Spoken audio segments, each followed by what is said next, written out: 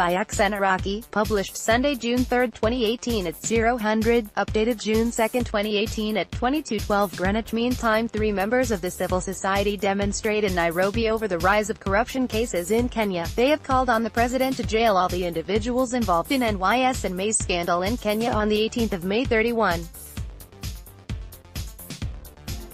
Beverlyne Musili, Standard. In summary, traditions that served as a bulwark have been relegated to the back burner. No country is free of graft, but Kenyans have elevated it to a goddess. It was Mwai Kibaki, Kenya's third president, who said in his inaugural speech that corruption will now cease to be a way of life in Kenya. That was in 2002 after KANU lost power and Kenya was voted as most optimistic country in the world. I missed that opportunity to celebrate with my fellow countrymen the rebirth of a nation. I keenly followed the celebration from America's deep south and can still sing, I am unwatchable. Also read, Maraga, we'll help in war on corruption. Returning to Kenya in 2007, just before the infamous post-election violence, PEV, I found a vastly changed country, growing fast, confident of herself. The interest rates were down without any cap. We had even formulated a national strategic plan, Vision 2030. God rest Wahome Gakaru's soul in peace. I witnessed PEV, but the country quickly recovered from it, through a coalition government and a new constitution, whose promulgation I witnessed. We dubbed it one of the best in the world, despite heavy borrowing from America, popular currency. Fast forward to 2018. The most popular currency now is corruption, or rent-seeking as economists prefer to call it diplomatically. No country in the world is corruption-free, but we have elevated it to the level of a goddess. It is the millstone around our leaders. While left the legacy of Goldenberg, Kibaki had his Anglo-leasing. Uhuru has his list. It seems corruption scandals are a rite of passage for our leaders. No if news is factual and true. Text news to 22,840 and always receive verified news updates. My greatest worry is not that our leaders are perceived to be corrupt, but sucking in the youth, the next generation.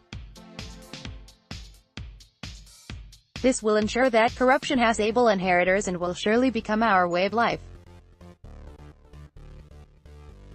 Corruption has now entered its romantic age, an object of admiration and a route to fame.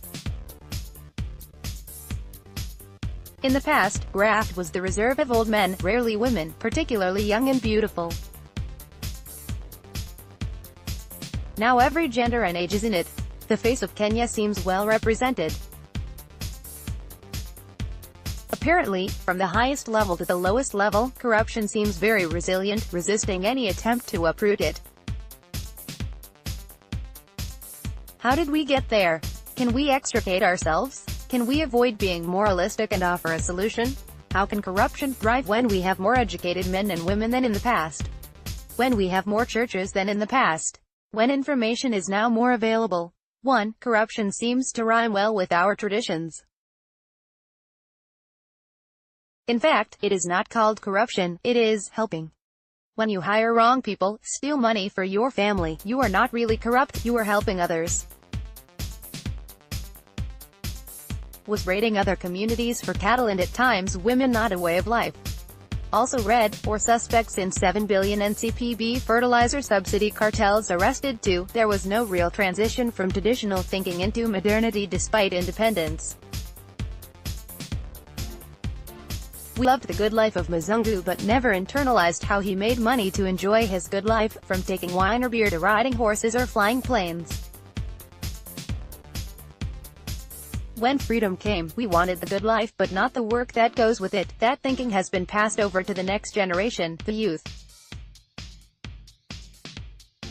No wonder the other popular word today is sponsorship, a variant of blessing, in South Africa.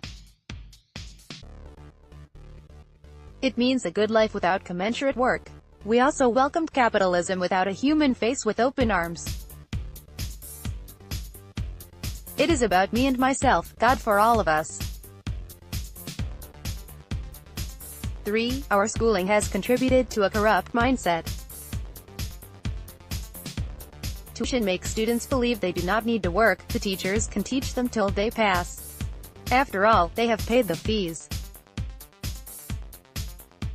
Once out of school, they take the mentality that work is evil and has to be avoided, but not the good life. Movies, TV, peers and observation easily make us discern good life, from houses, cars, holidays, restaurants and less talked about sexual relationships.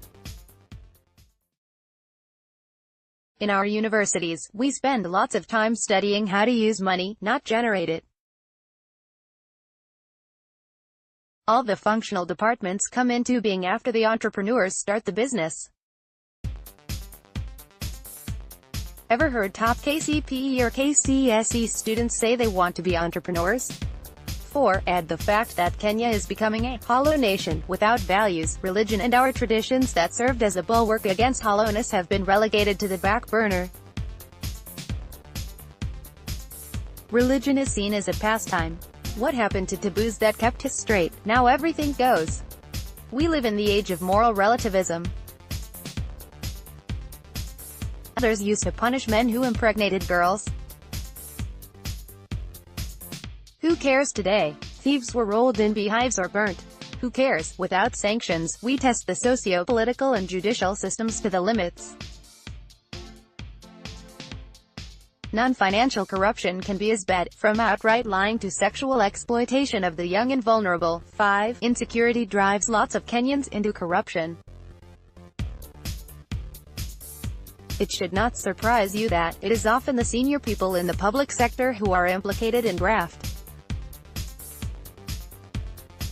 They have tasted a good life and would loathe losing it. They hedge by acquiring wealth that will ensure once they leave the public service, they will be secure, with a steady source of income to live in a good suburb, drive a car and enjoy all the trappings of the good life.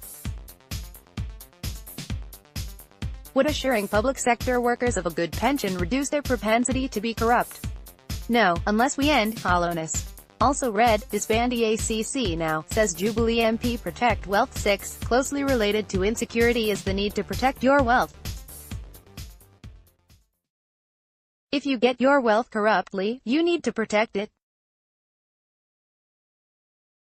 Corruption can be a good smoke screen, more like a thief caught stealing than throwing money to the public, who are left fighting for the money as he escapes. This perhaps explains why we do not have a critical number of angry men and women over corruption. 7. Is it possible that the wrong people end up in public offices, including elected leaders? How do we select top officials in the public sector? Do we suffer from adverse selection, where those who can talk best, or best connected and mesmerize the panel to get the post? Recall the promises made by elected leaders to get your votes. How comes the private sector does not have many cases of corruption? How effective is the certificate of good conduct in selecting public officials? How effective is the criteria in Chapter 6 of the 2010 Constitution? Suppose recruiting of public sector workers is outsourced, why can't the governments, national and county, be as rigorous in recruiting employees as they are with national exams? Closely associated with wrong people is that lots of public sector's workers beyond teachers and nurses are idle, with ample time to plot how to steal public money.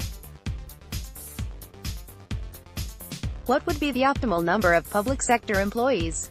Where do ghost workers come from? What do they do? What of the underemployed? 8. Civic education is not prioritized, how the government gets its money and how it should be used. We see tax as free money, mali ya umma. The fact that nothing has stopped working in the government because of corruption has made many believe that it has limitless amount of money. Add self-justification, others stole and nothing happened to them. Why can't I? 9. There is no better source of income than the money collected as tax and pooled. There is no oil, maybe in the future, most of the plots and land have been dished out. The only remaining bright spot is public money, easy to siphon, electronically. Add the competition driven by population growth, tribalism, joblessness and politics. Corruption can be a full-time job. 10. Others suggest that the new CMK government made corruption easier. We got a critical number of people who know how the government operates. You are more likely to steal from a home you are familiar with. 11. There are no incentives for those who keep straight and defend the public funds. For example, do we have anyone who did something to forestall the theft of funds in NYS? What are his or her rewards? Did you see a Malian rewarded with a French citizenship for saving a child dangling on a balcony the other day?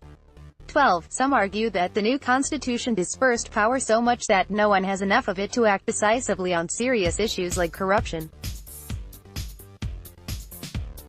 Too many people now have their hands on public hills. No wonder everyone talks of a benevolent dictator.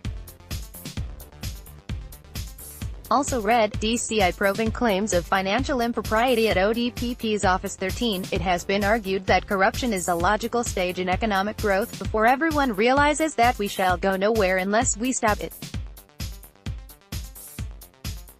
Recall the American robber barons? Conspiracy theorists 14. Conspiracy theorists are at work. They argue sometimes to the point of conviction that one way to change this country is to annoy the youth enough. And what a better way than focusing on any project that might uplift them, like NYS, started by the late Jeffrey Griffin, the founder of Starry Boys Center, also in trouble. The possible backlash of angry youth is what made Jubilee pour so much money into NYS in the first place. Others argue that highlighting corruption is one way to make Jubilee's victory Pyrrhic and make Kenyans yearn for change in 2022. Yet, in the run-up to polls last year, politicians successfully made corruption a non-issue. Will the risk to Uhuru's legacy make him act decisively but within constitutional limits? Will dealing decisively with corruption be the legacy of the handshake? We can only watch and hold our breath. Writer teaches at the University of Nairobi via email protected. Also read, groups stage anti-graft demo.